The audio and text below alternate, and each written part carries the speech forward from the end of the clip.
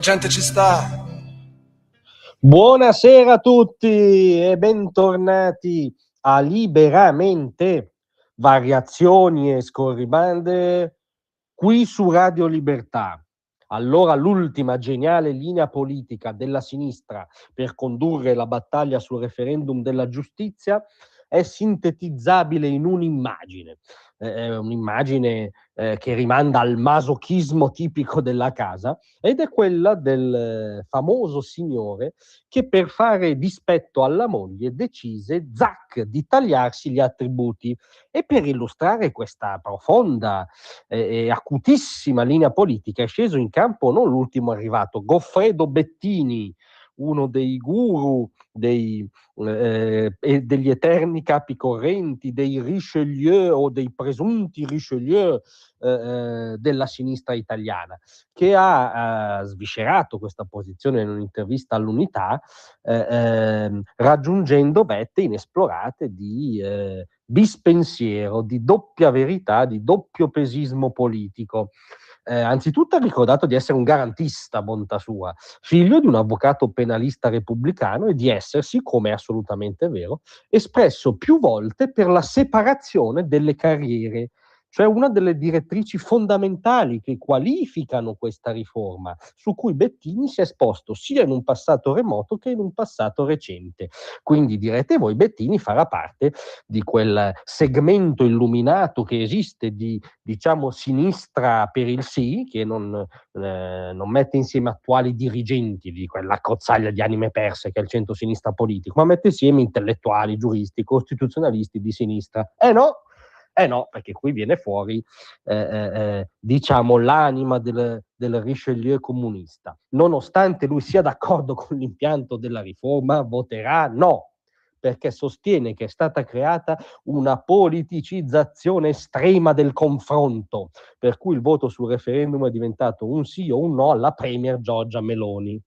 Ora non sappiamo che giornali legga Bettini, ma a onor del vero la premier è stata la prima a dire, a differenza di passati esponenti, no, della sinistra venduti come geni della politica e schiantatisi su dei referendum, a dire che non è un referendum politico, che non è un referendum su di lei e sul governo, che l'attività di governo andrà comunque avanti, e quindi aver disinnescato a monte la miccia, diciamo, della strumentalizzazione, che invece viene citata da Bettini per giustificare la sua di strumentalizzazione dichiarata, cioè sono d'accordo con sì, ma voto il no.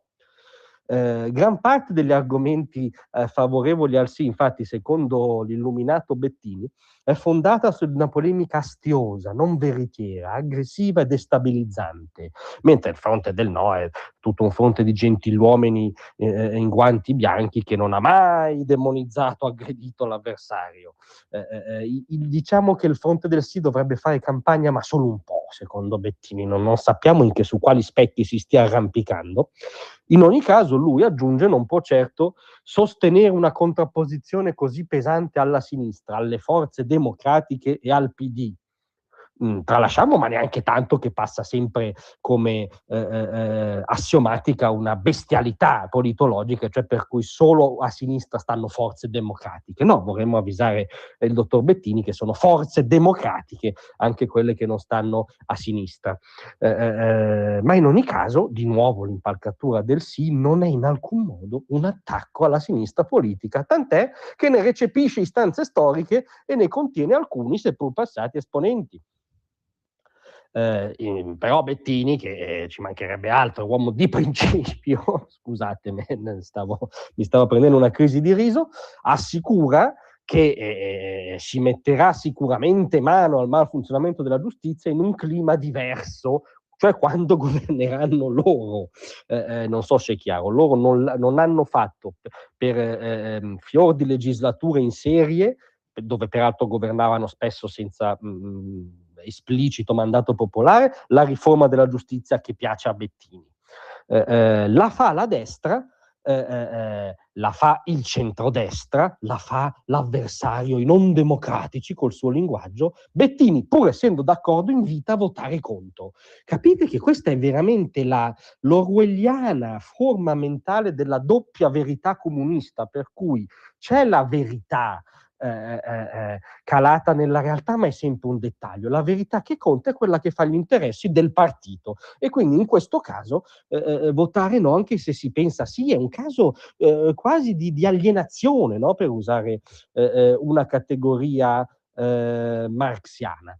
Tra l'altro Bettini si è espresso appunto più volte a favore del sì, una delle ultime volte lo scorso settembre, cioè non nei primi anni '80, lo scorso settembre al congresso delle Camere Penali a Catania, sottolineando il valore del garantismo e l'importanza di tutelare l'imputato di fronte allo Stato.